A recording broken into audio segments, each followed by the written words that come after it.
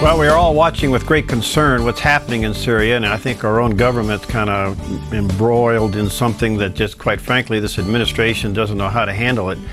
But let's get a really good perspective on this issue and that and some other things going on. I am really quite excited to have back with us today our good friend Avi Lipkin. He's an author, a speaker, co-founder of the Israel Today magazine. He served 30 years in the Israeli Defense Forces, and we've had him on the show quite a few times, and he's even been in our area and lectured, and we welcome him back. Hi, Avi. How you doing, my friend? Do we have...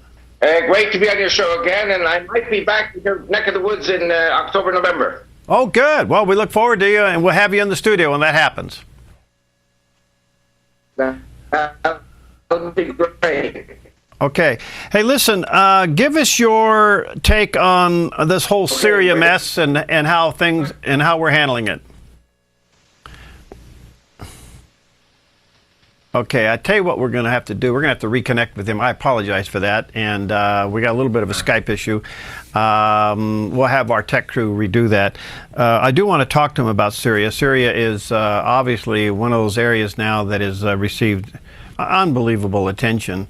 And as you know, in my opinion, it appears that the current administration has really dropped the ball in managing. In fact, the question has to be asked, what is our foreign policy these days? I don't know if anybody can define it. And it's really been sad to watch. But also, Syria is an incredible mess. You got so many factions working against themselves. And yes, it is absolutely horrific that innocent children and women and men, citizens, were gassed there in August. The question is, who did it? We know that Syria has these kind of weapons. We know that the rebels have their hands on some of those kind of weapons. And all along, the accusation has been that Assad gassed his own people. We can't prove that. We know that gas was used. But it's created a scenario that there's just no wins. If the United States gets involved in this, it's no win. But aside from all the criticism, everything that's going on,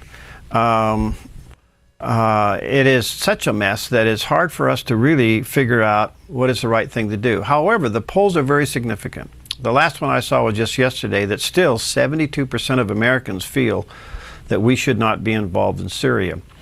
And what's hard about this, especially as Christians, we have a hard time not being able to help the innocent, not being able to go into a country and help the innocent. And that clearly has been the case. But getting in there, if you help one side, you're emboldening another side. And in the end, we are emboldening people who hate the United States. So it's a really confused war. So I think we have reconnected now with Avi. We had to go to the phone because our Skype situation this morning hasn't been cooperative. So Avi, we have you on the phone? Yes, sir. Okay, thank you. I apologize for that. Hopefully we can get that worked out in the future. Hey, tell me from your perspective, Avi, how are you viewing the Syrian mess? Okay, well, I was beginning to explain this before the break, beyond our control.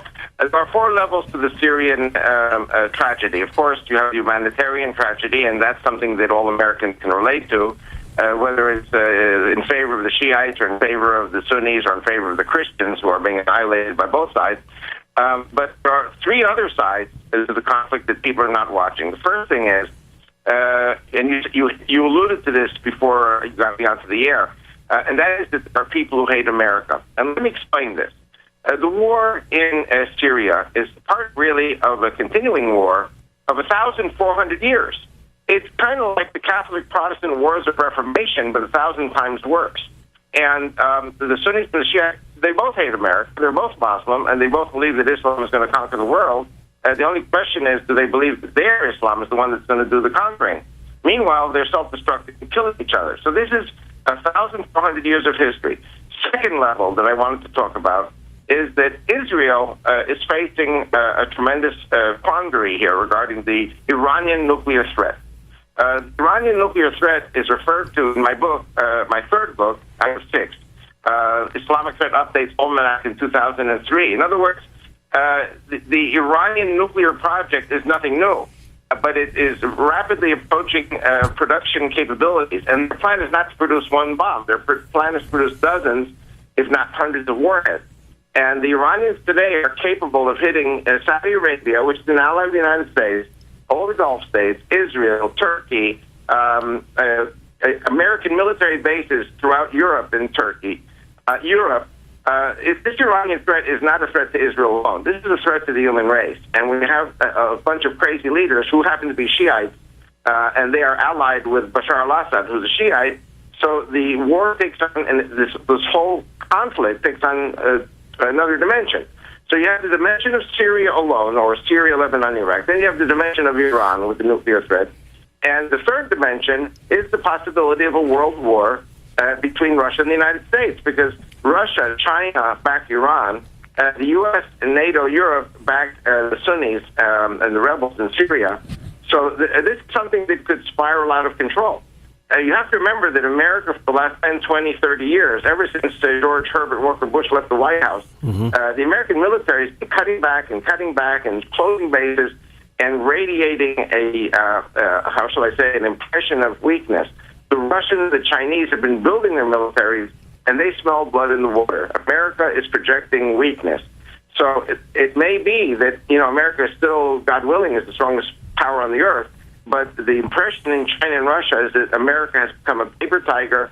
The military has been castrated. Therefore, World War III is a consideration for these people, which I think is a horrible thing.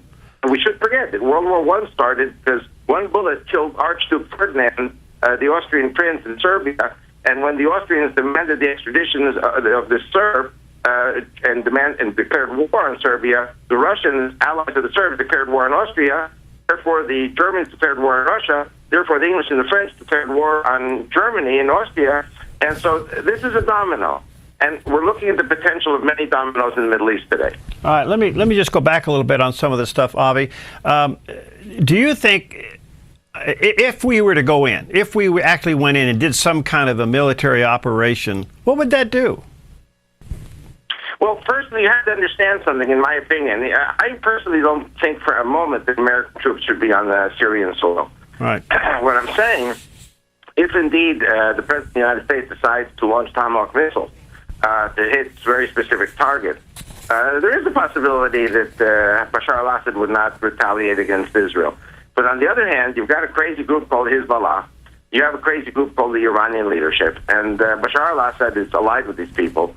He's not really in control of them. They're in control of him.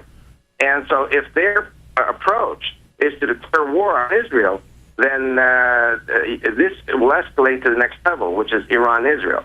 If Israel attacks Iran, then Russia may attack Israel.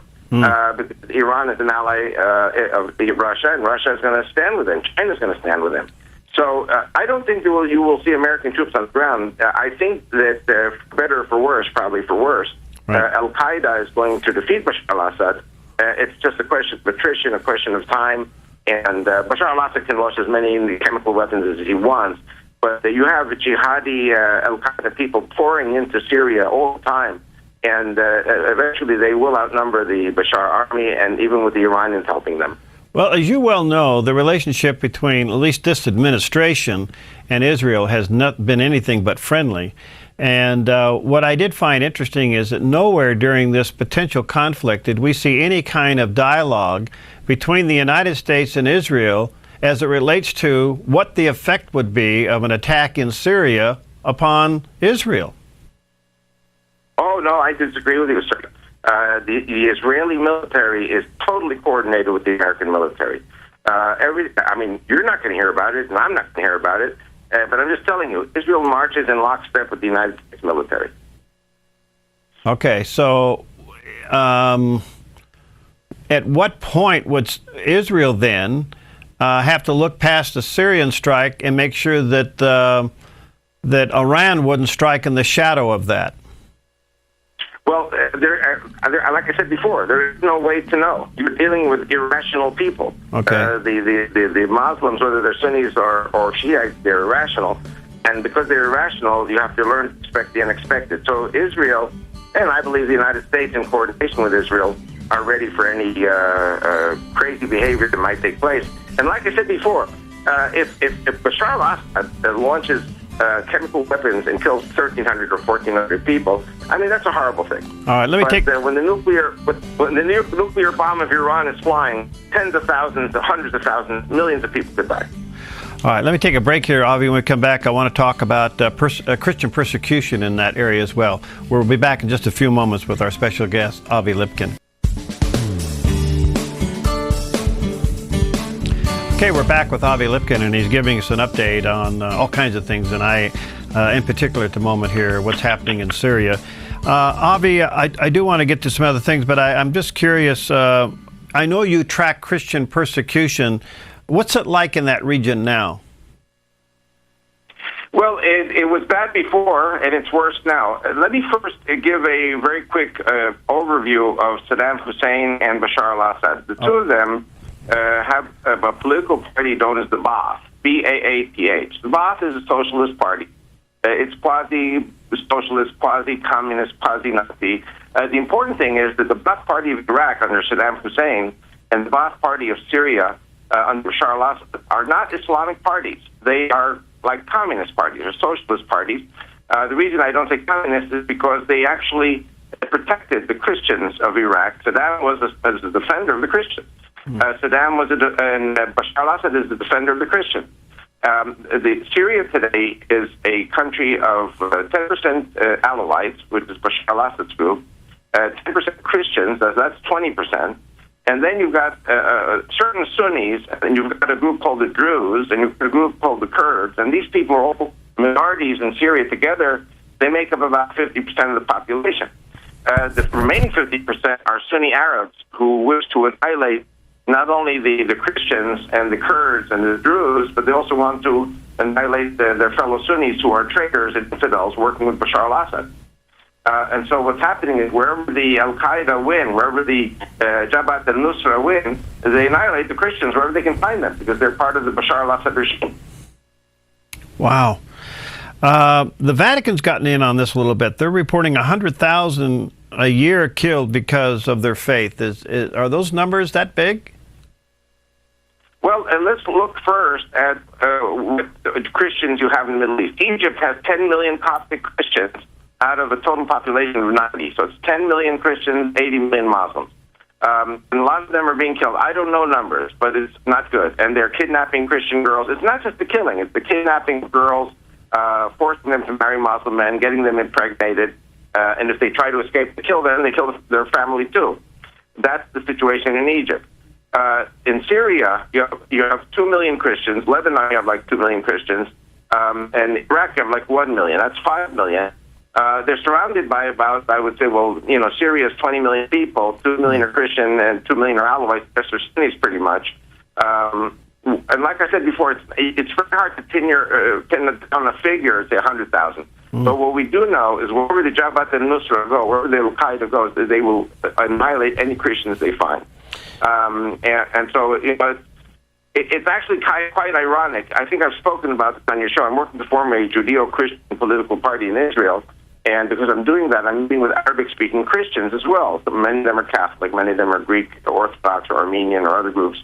And all of them say to me, why is it that Vladimir Putin is the hero of the Christians, and America Obama is the hero of the Sunni Muslims? And it's very hard for me to answer. I mean, it's not hard for me to answer. I know exactly why. Because it's about oil and money, and the Saudis have the oil and money, and the Saudis are dictating what to do. But I do think that it is ironic that America used to be a Christian country. Today, America is standing with those who would wipe out the Christians in Europe, in the Middle East. 15 million Christians. It's a scary idea. So what you're saying here is that the Obama administration's policy or philosophy favors the jihadists more than the Christian? Absolutely correct. And favors the Muslim Brotherhood in Egypt. And the ironic thing is, Mubarak, he was the great friend of Israel or America, but, he kind of kept the lid on things for 30 years. And the first thing Obama said when the riots started in Egypt, that he should quit, that Mubarak should quit. And he supported the Muslim Brotherhood from day one. And, the Egyptians, after, 12 months of Muslim Brotherhood rule, it's like having little children ruling the country. They completely destroyed Egypt.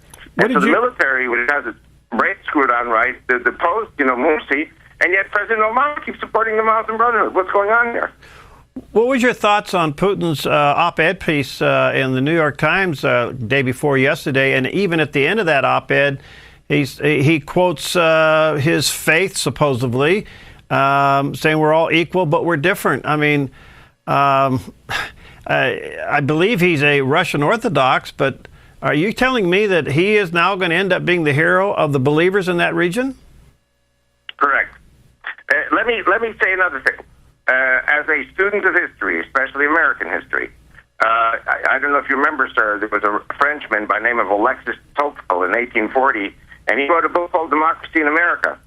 And he said in 1840 that America was a Christian country and that America would be the greatest country on earth because the pulpits are on fire for the Lord, meaning Christian, and that the American people are good people. Now, Americans are still good people, but today America is not a Christian country anymore. On the contrary, if you're a Christian, the American government says you're a terrorist.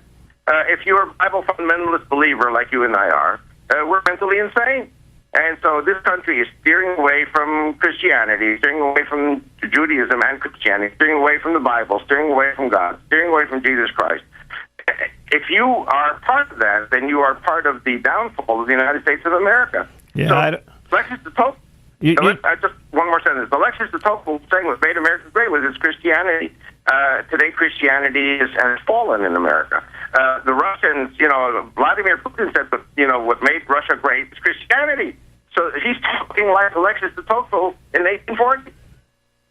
I'm just going to let that stand. I would hope it sinks in deeply because at the end of the day, we people of faith are going to pay a terrible price.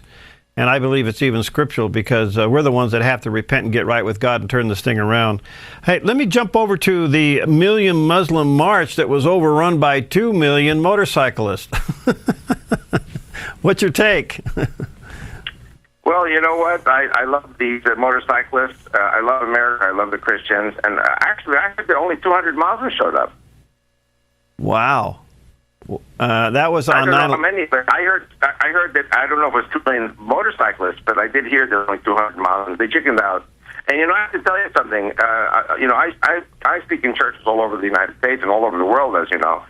And there was a very funny story. A few months ago, I was in Oklahoma City, and I was in a Baptist church, and the Council on American Islamic Relations, CARE, issued a protest that the pastor should not have me speak. I have a 3-year jail sentence in Switzerland for bad-mouthing Islam, and saying that Allah is the devil, and Islam is not a religion but a criminal psychosis, which I still say today, and that they're going to demonstrate outside the church. Let me tell you, the church was packed out completely when they heard the Muslims were coming. No Muslims showed up. Channel 4 and Channel 5 TV in Oklahoma City showed up. I got a wonderful offering. And I said to the pastor after I spoke, make sure every time I'm coming to church to announce to the Council on American Islamic Relations that Avi Lipkin is coming to town so that they can protest and increase the attendance at the church. Well, there you go. Can you recap what you think the relationship is between the United States and Israel is as of today? Okay, firstly, let me say one thing. The American relations with Israel, people to people, are fantastic.